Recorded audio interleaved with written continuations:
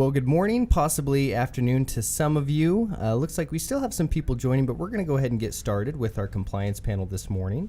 And for those of you who have not joined our compliance panel before, we noticed that there's some industry questions right now based around compliance, and we wanted to kind of answer those questions from our perspective here at Docutech. So with me today, I have Fred Gooch, Docutech's General Counsel and VP of Compliance, and his compliance team. I have Daniel and Tad here, so welcome, gentlemen.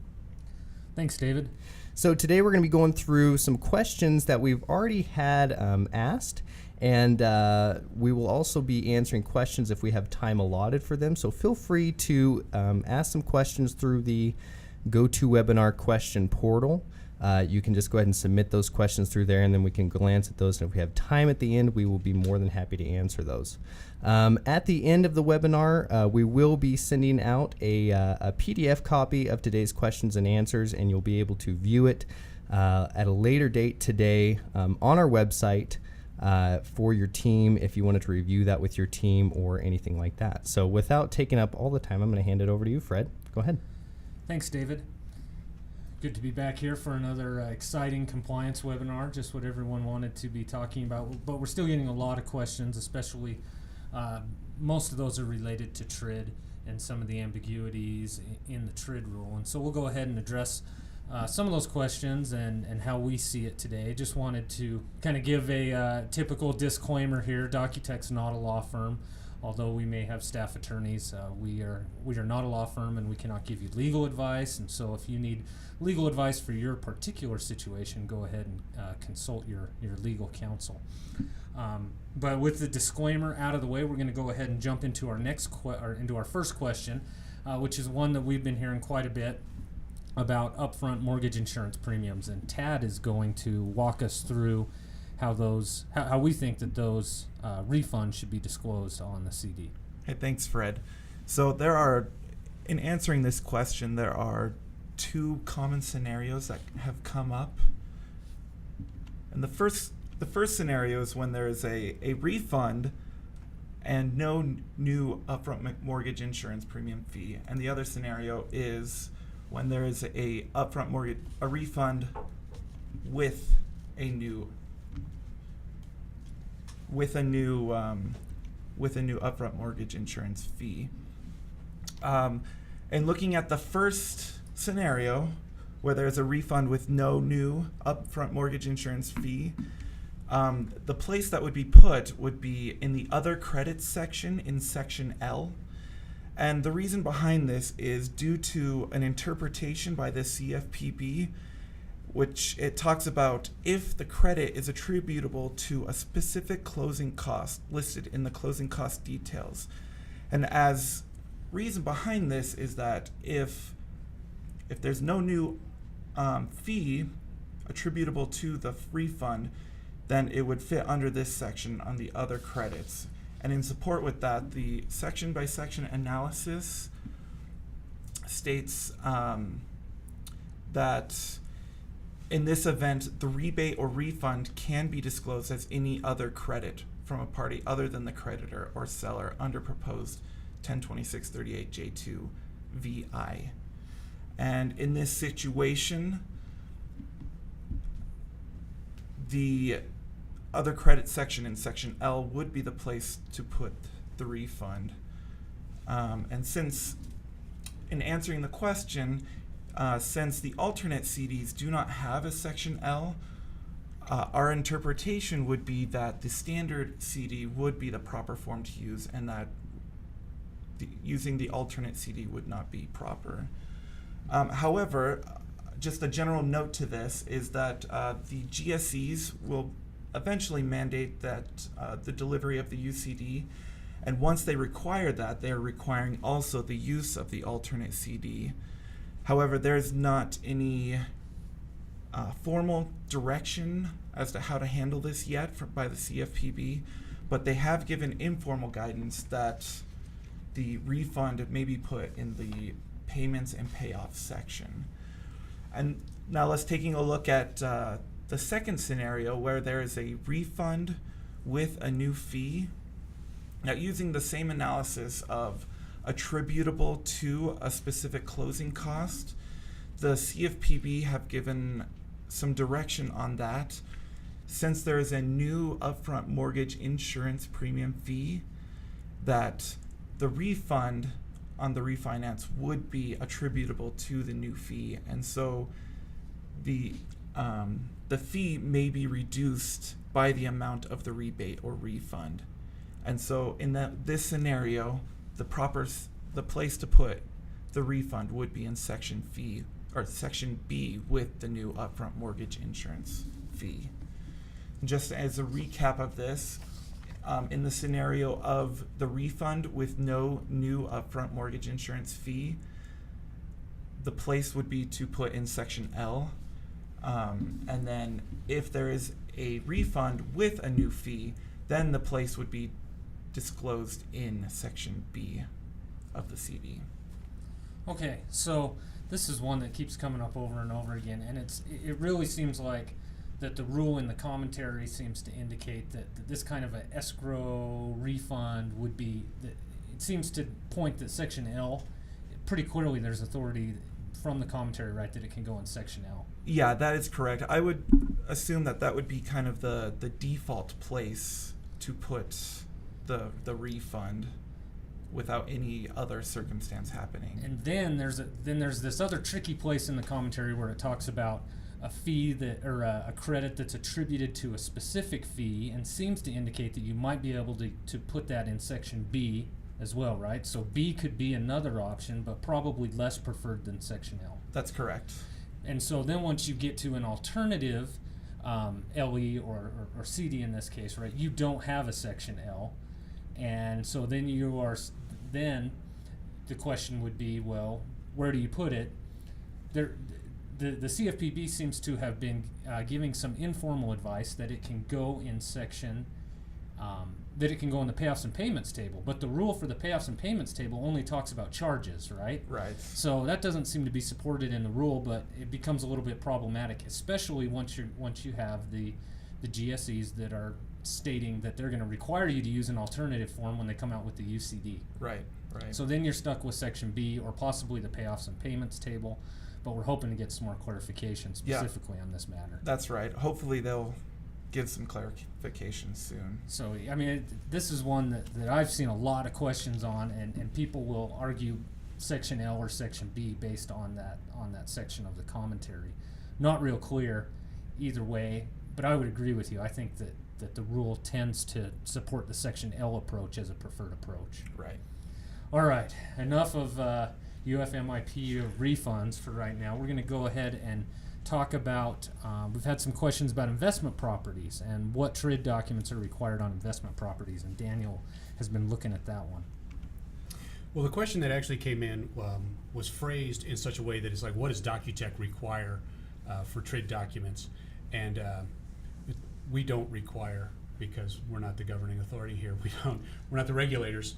So we rephrase this in an attempt to let you know that this is actually something that the lender needs to decide based on the information that they're getting from the consumer.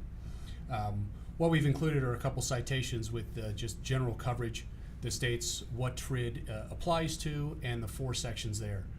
Credit extended to consumers, that this extension or offering of credit is done regularly. There's a written agreement, and it's primarily for business, family, or household purposes. And that 4th one is the one that's going to generally control. There are a few exempt transactions, and the investment properties, this is the one that would allow the non-use of TRID documents, or just the old HUD documents, the 1003. The extension of credit is primarily for business, commercial, or agricultural purpose. Now, this information won't come over in the loan file to us, so again, the creditor must determine, and that's what the official interpretation to 26 3A 1 states, is that the creditor needs to determine what the primary purpose is. The next slide includes some examples about non-owner occupied rental properties or owner occupied properties. and rather than read these to you and kill you through death by PowerPoint, I'll just allow that you guys can look through that and kind of use those as guidance, guiding principles to figure out whether or not these would fall into the exemption.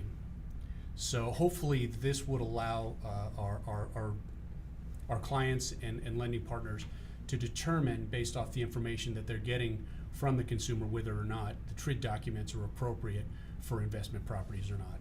And generally that's it's an integration issue that you can discuss with our account managers or our sales department to figure out whether or not this is the switch that you flip when it comes up.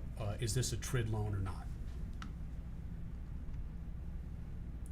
And again, these are more of the factors that go into the decisions that allow whether or not this was for a business purpose.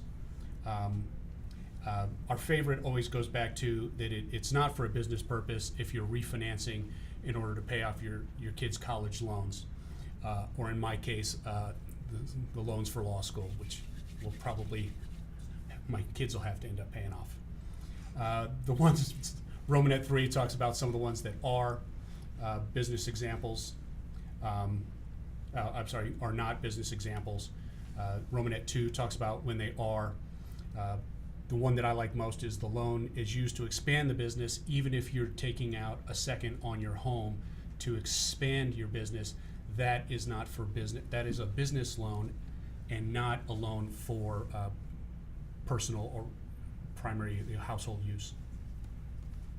Okay, before we go on to the next question, I kind of want to recap here. We got a question in that says, when you say exemption, do you mean using a GFE? If so, can we pull a GFE from Conformix when it is exempt? Now, the way I understand this, Daniel, is that we've been talking about the TRID rule here specifically. The TRID rule falls under Regulation Z, and we've been giving an analysis that really would apply to all of Regulation Z, correct? That's correct.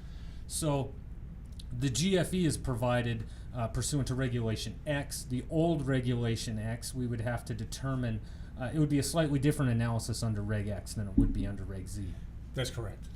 So really, for the purposes of Reg Z, you really need to look at the purpose of the loan, and it talks about whether it's a consumer purpose, and then it defines a consumer, basically you need to look and see if the purpose of the loan is a business purpose. Right. And if it's a business purpose, then you're exempt from all of Regulation Z's requirements. But that's really a fact-dependent analysis, right? Right, and the reg does allow that even if you give the TRID disclosures, the decision to give them does not control whether or not it's a TRID loan.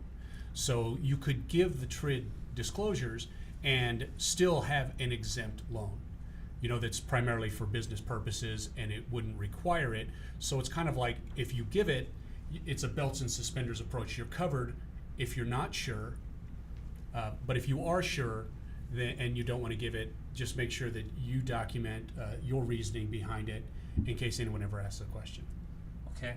So, but to specifically answer this question, we would have to do a different analysis under Reg X to determine if a GFE would be required, right? Right.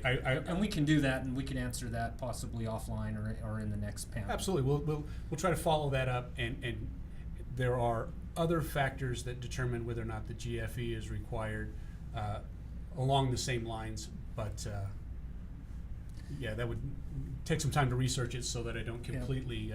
And I think under, my best guess is that you're going to be looking at the definition of a federally related mortgage loan under Reg X, which probably is not going to include a business purpose transaction. But don't quote me on that, as I haven't looked at the reg, and that is, I reserve the right to actually review the reg.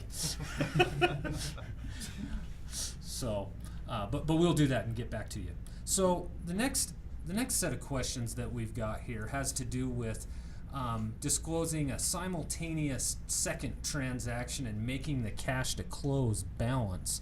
And this is one that it's really not well defined in the reg either. And so we've been doing a little bit of work on this here at Docutech, trying to find out if there's an industry standard here that can be adopted, right? Right, Daniel? And what we found is that there isn't one. So what we're attempting to do is come up with a couple of different approaches that allow our our clients, our partners, to look at the two separate approaches that we have so that they can determine which one is more attractive to the investor on the back end. We are preparing an article on this with illustrations and annotated pictures and colors. I might even have my kids draw some pictures to make it even better. But I can walk you through the broad strokes, and then hopefully we can get you to sign up for our newsletter. So when that article does come out, you can look through that, and then we can discuss this in more depth at a later date.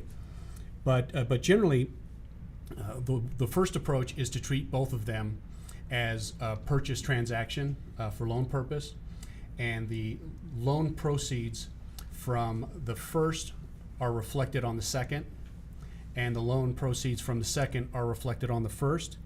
And that's, if you look at the example in Appendix H, 25C, it'll either be in on line L4. We have clients that have asked if it could be in the other section there under L6. 6 of one, half dozen of the other. The math works both ways.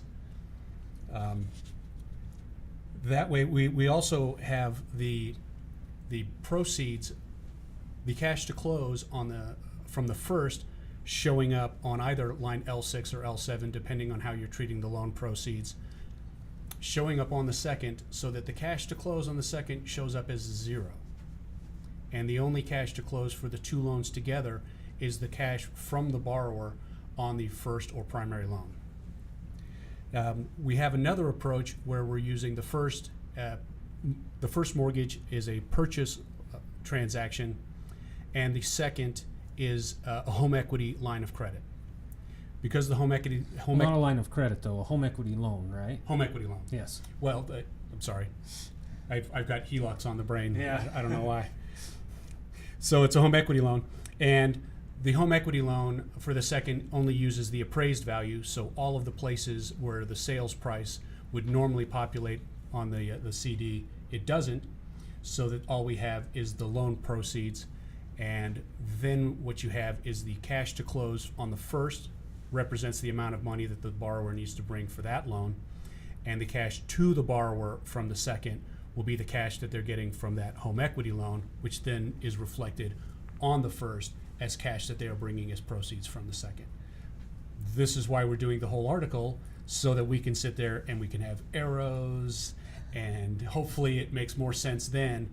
But we just wanted to kind of lay out the broad strokes to let you know that we are coming up with different approaches that we hope satisfy.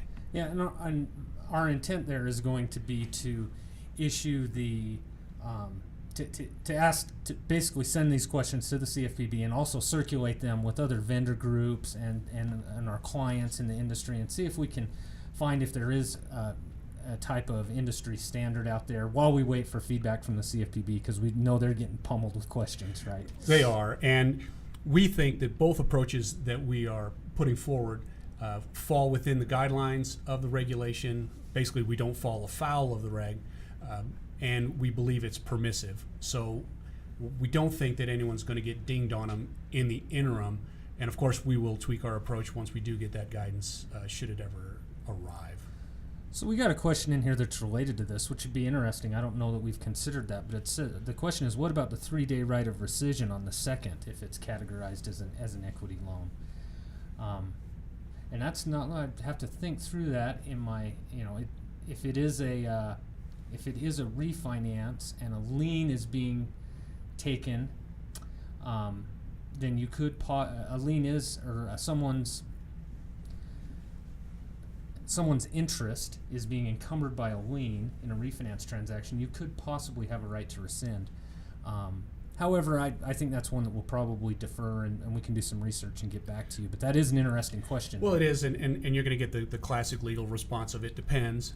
It's so fact specific that we would have to look at that and attempt to come up with a test loan so that we could look into how everything populates. But again, with the home equity loan, generally the circumstances that we're picturing for that are where you're getting some sort of a down payment assistance program. and they're using the equity that you'll have in the loan to come up with the smaller portion. And I think that when we're talking about home equity loan, we're talking about home equity as is disclosed on the TRID documents in the general information section. We could possibly be applying a different rule when we look at rescission. So we could be calling it home equity on the TRID doc, but it could possibly fall outside of the right of rescission because it is a different analysis. And one of the reasons that we're using the home equity as the loan purpose is because it allows us to use the appraised value, which then doesn't have to take into account the sales price of the house. Right. So yeah, that's a question that we'll definitely look at as we go towards publishing our different approaches that we've got here, and a question that we look at. So thanks for bringing that up. I've got a question for you, David. Don't want you to fall asleep over there. I'm here, Fred. It says, where will this document be made available? I think we're talking about the slides. Yeah, so we will have a location. We'll send out a follow-up email, also with a survey. You know, we want to get everyone's feedback on that. That'll provide a link to a page on our website where we'll actually have the video where you can review the video again or show that to your team if you'd like to. And then we'll also have a downloadable PDF of what we're going through today. So you can download that and also share that with your team and review it.